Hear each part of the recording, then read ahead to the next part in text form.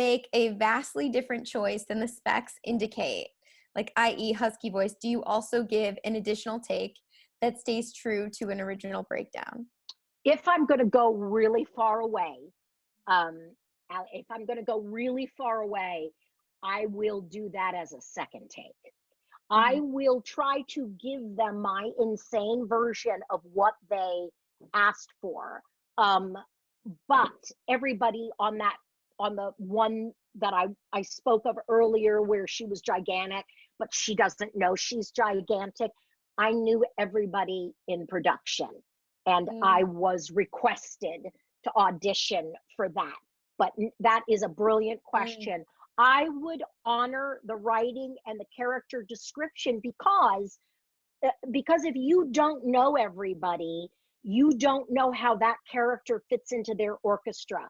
And so if you think of us as the soundtrack and we're all playing in an orchestra and they're looking for a tuba, and you decide to give them a piccolo, you don't know if one of the other characters that you were not given to audition for is already the piccolo.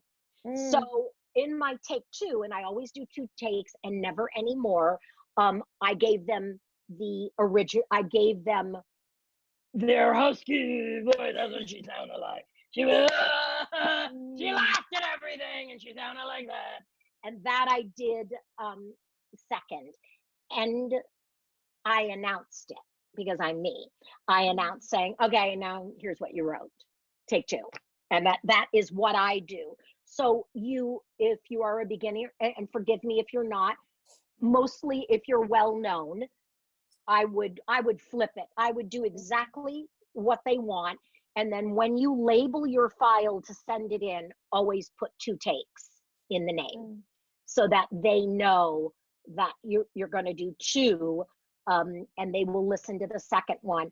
But always put the best one up front. And something I learned from Mervyn's department stores, if I'll share before we get to question number 2, is I got that job because they said I said my name better than anybody else said their name.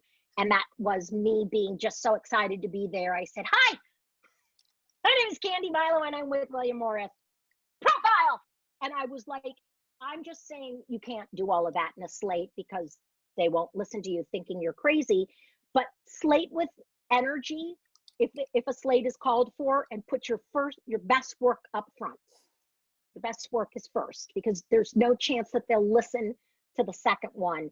But if they do listen and you do a second choice, do it differently. Don't give them the same voice or the same thing with a couple of changes.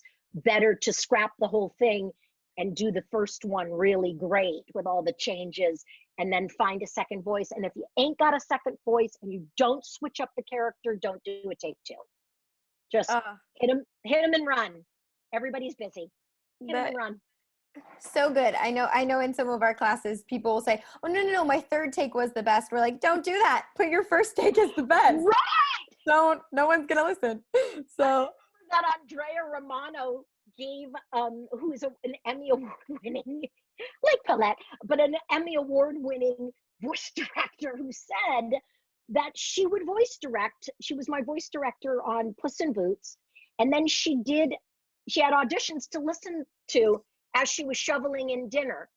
And she did something where there were 15 roles, and she had 12 agencies and 15 people per role that she was listening to.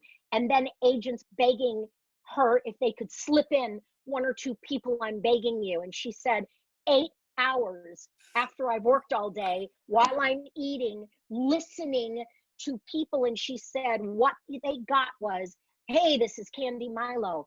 I'm doing a little bit. And she would move right on. You have 15 seconds to get them to listen to the end. And part of that 15 seconds is a 1.5 seconds later, your name. Everything good up front. Like, yes, everything good up front, Ashley, immediately.